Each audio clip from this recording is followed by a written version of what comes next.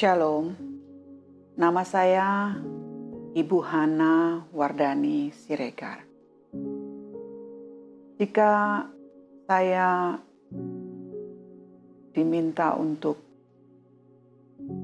menceritakan sejarah Yayasan Kayanta ini, perlu juga diketahui ya, Kayanta itu adalah singkatan.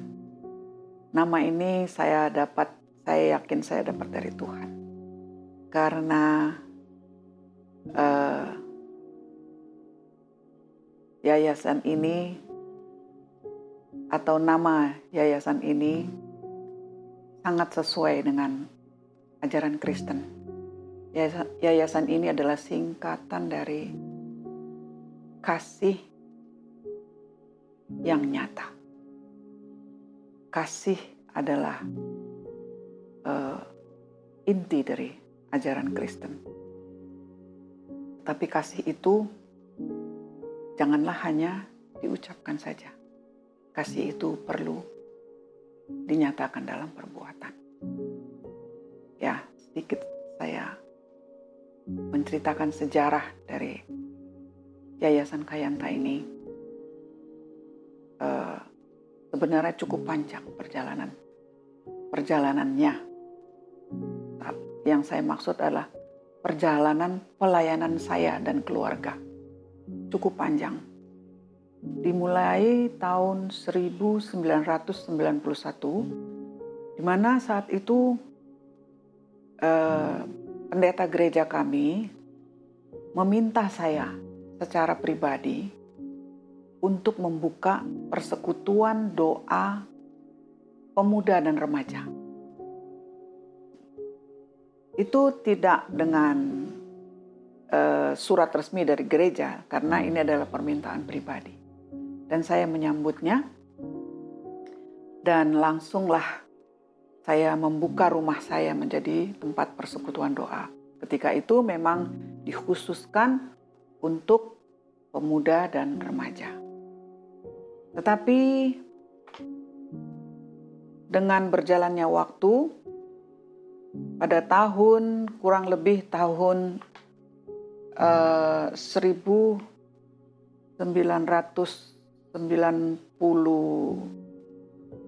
mungkin ya, kalau saya tidak salah. Persekutuan doa itu mulai beralih menjadi kelompok doa misi. Jadi ini kelompok doa yang lebih khas lagi. Dan yang datang itu bukan hanya pemuda dan remaja, bahkan remajanya sudah hilang, pemuda dan orang tua. Nah, di kelompok doa misi ini, kami diarahkan untuk berdoa bagi pelayanan misi. Jadi kami berdoa untuk para misionaris yang ada di berbagai negara, bahkan juga ada di dalam negeri. Dan kami berdoa sesuai dengan pokok doa yang dibagikan. Dan itulah yang membuat kami semua merasa seperti diajarkan ya, menjadi pendoa misi. Karena sungguh sangat jarang orang berdoa untuk pokok doa misi, itu sangat jarang. Tetapi di kelompok doa ini kami justru diarahkan fokus menjadi pendoa misi. Ya. Dan itu berjalan cukup lama. Walaupun ada perubahan-perubahan juga ya, tetapi kelompok doa ini sampai tahun 2012 itu masih konsisten menjadi kelompok doa misi. Setelah itu tahun 2009, ya, jadi cukup panjang ya perjalanan dari 1991 sampai sekitar 2012, itu 21 tahun di rumah kami membuka, melayani sebagai kelompok doa, sebagai persekutuan doa. Jadi rumah kami ini terbuka bagi siapa saja. Nah, di tahun 2009 ada seorang kawan, seorang ibu juga yang meminta untuk rumah kami ini dibuka menjadi pelayanan bakti sosial. Jadi pelayanan baksos melalui pengobatan gratis. Dan saya menyambut juga, bahkan saya merasa pengobatan ini sangat cocok atau pelayanan ini sangat cocok di daerah saya karena daerah saya ini termasuk daerah daerah orang-orang yang tidak mampu ya. Sehingga pengobatan gratis itu sangat diperlukan dan mereka sangat menyambut. Tahun 2009 sampai tahun 2018. Ya. Jadi ada 9 tahun lebih ya. Di rumah saya yang tadinya persekutuan doa atau kelompok doa bermetamorfosa menjadi pelayanan pengobatan gratis ya.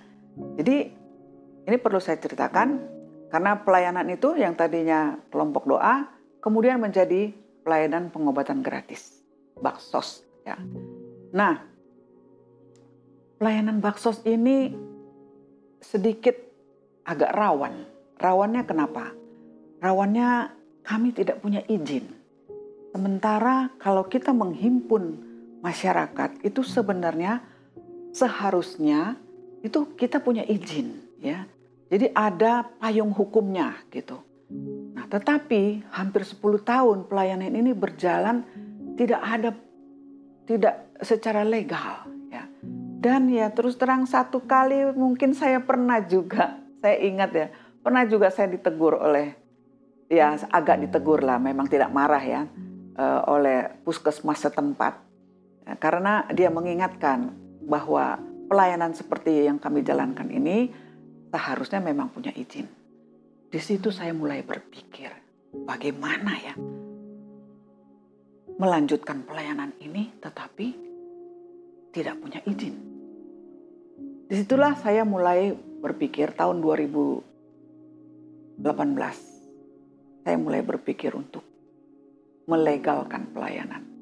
Sehingga saya mulai berkonsultasi dengan notaris dan akhirnya dibukalah sebuah yayasan, diresmikanlah satu yayasan yang namanya Yayasan Kayanta.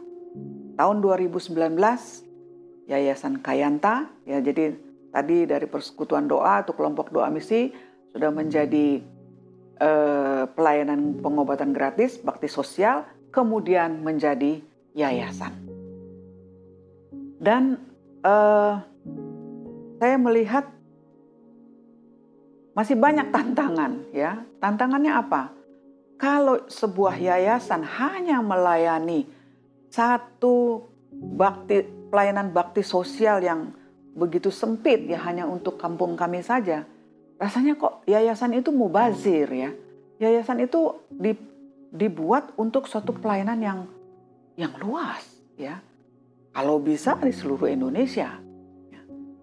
Jadi saya mulai berpikir dan berdoa bagaimana.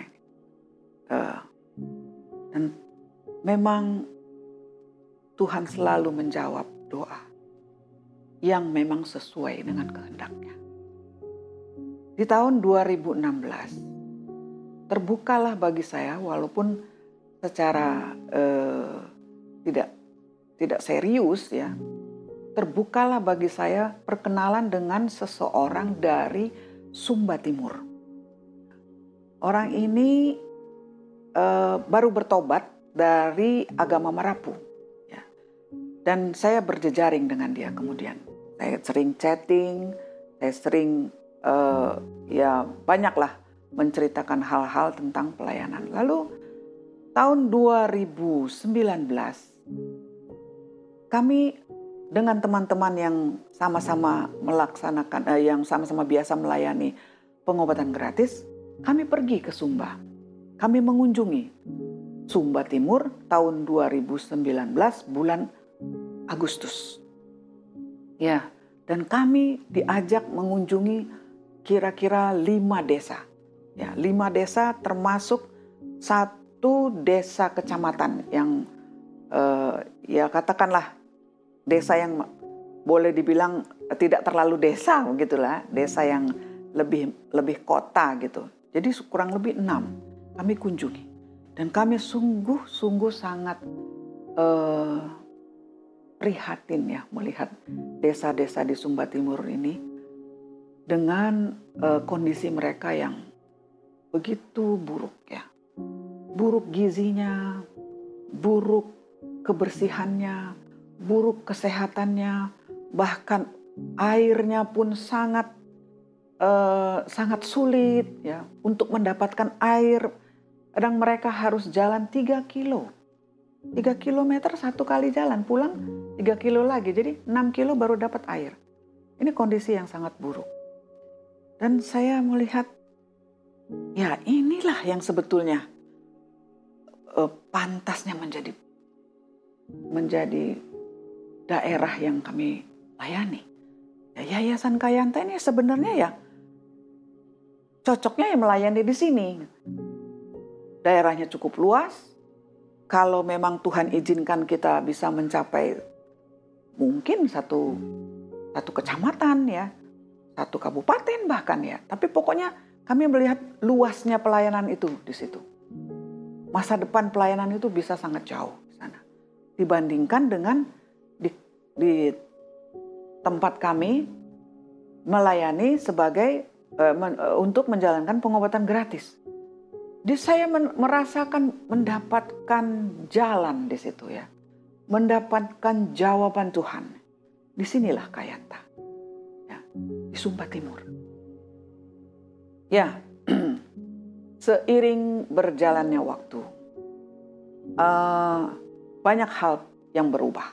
Ya, mulai dari orang-orang yang tadinya bekerja sama, ya mungkin ada perbedaan visi misi, mungkin ada perbedaan pandangan, ya.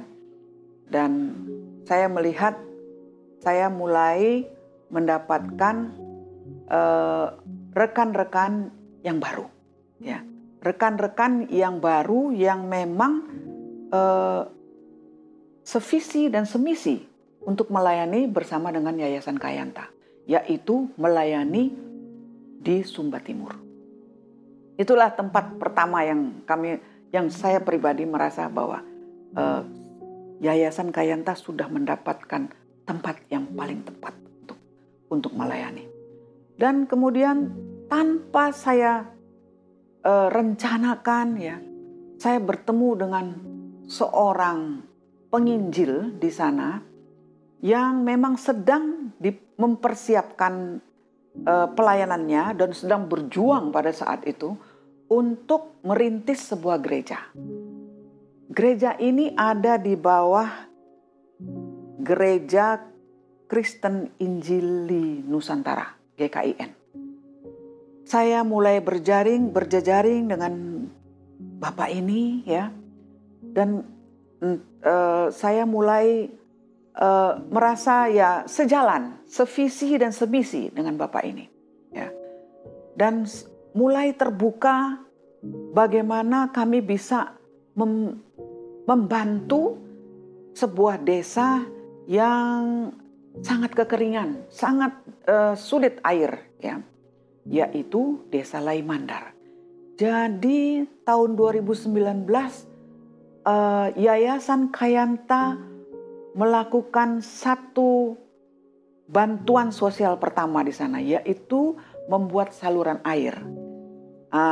Lalu saluran air ini memang lebih boleh dikatakan lebih mudah dilakukan karena hanya menyalurkan air dari kali yang tidak pernah kering, airnya ada terus, disalurkan dengan pipa masuk ke desa dan masuk ke warga-warga di sana, ke rumah-rumah warga.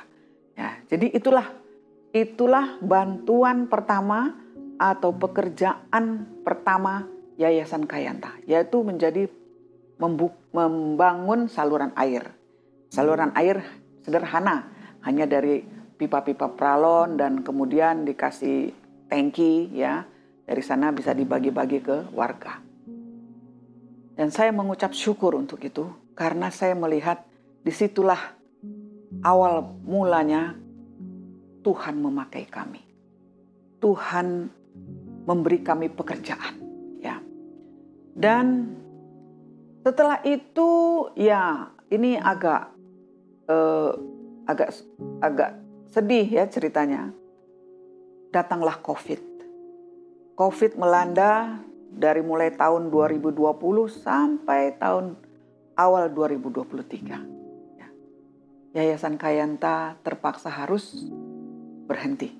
Tidak ada kegiatan karena memang sulit sekali. Mau berkegiatan apa? Kita semua harus ada di rumah, ya, tidak boleh keluar rumah. Dan kami ikuti itu.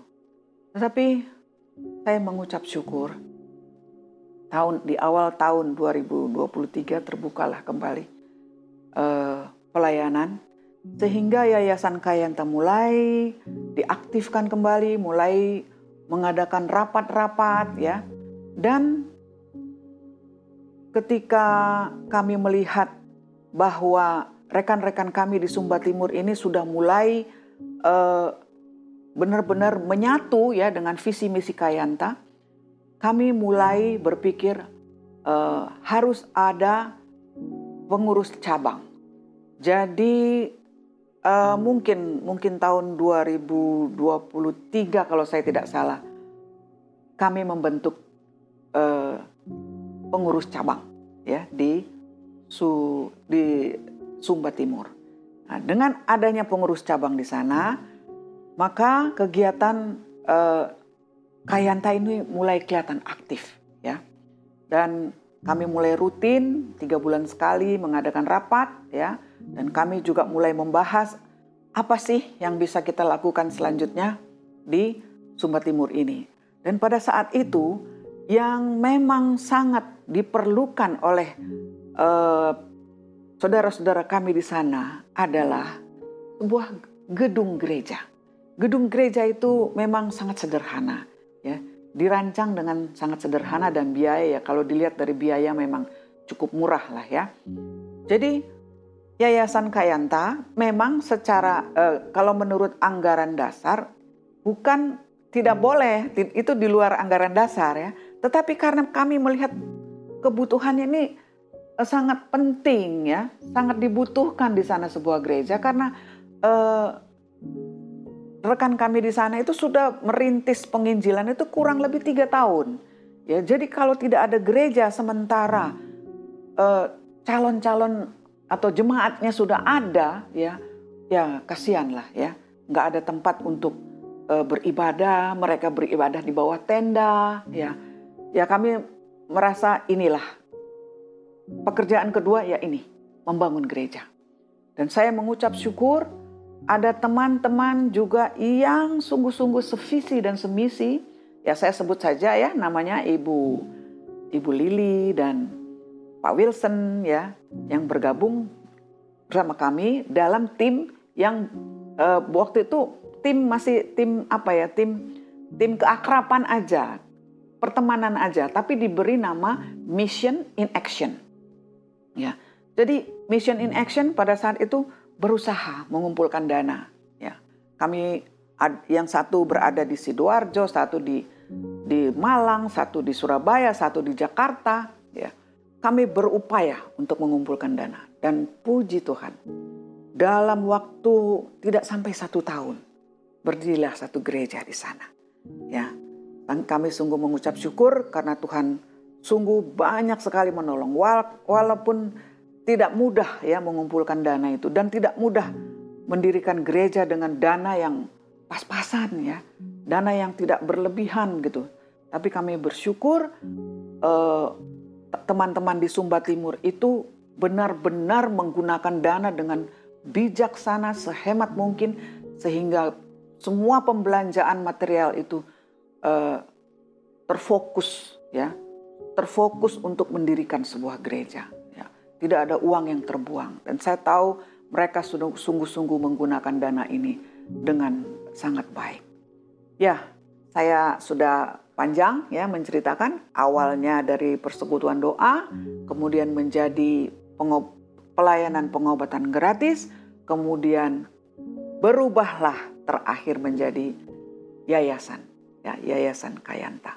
Ya, itulah latar belakang atau sejarah ya dari masa ke masa, bagaimana pelayanan kami itu menjadi Yayasan Kayanta, ya. Dan pelayanan kami yang tadinya sangat kecil, sederhana, Tuhan bawa kepada pelayanan yang cukup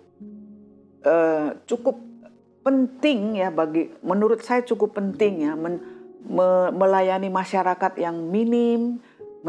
Saya melihat keadaan itu sangat memprihatinkan ya, dan Tuhan pakai yayasan ini untuk bisa membantu.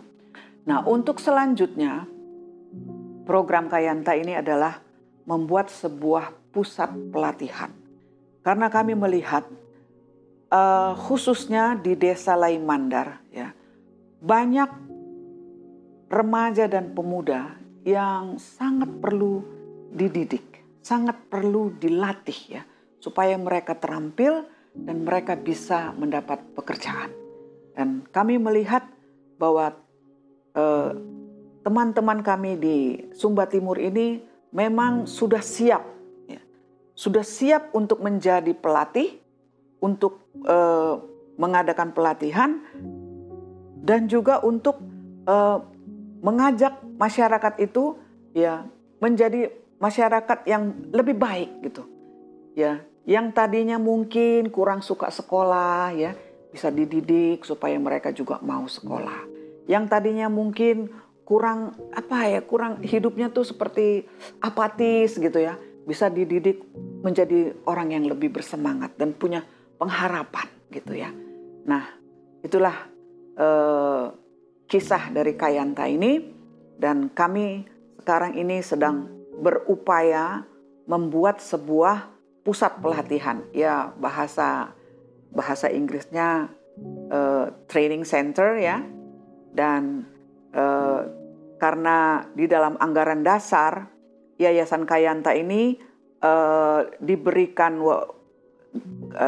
izin untuk membuat sebuah rumah singgah.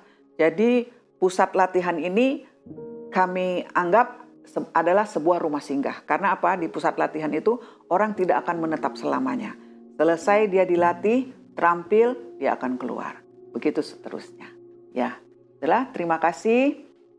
Saya mengucapkan di sini juga terima kasih untuk semua teman-teman saya, teman-teman kami semua yang sudah mendukung pelayanan ini, bahkan juga dari yang sudah lama sekali ya berjejaring dengan kami, bekerja sama dengan kami, dan walaupun sudah tidak bekerja sama dengan kami, tapi kami tetap berterima kasih, dan kami tahu bahwa itu semua jalan Tuhan ya. Jalan Tuhan kadang-kadang sulit dimengerti ya, tetapi kalau kita terus mengikuti apa kehendak Tuhan, kita akan sampai kepada satu kesimpulan bahwa Tuhan memang bahwa apa yang dikehendaki Tuhan, ya itulah yang sekarang kita kerjakan ya. Apa yang memang Tuhan mau kita kerjakan, itulah yang kita kerjakan ya. Terima kasih.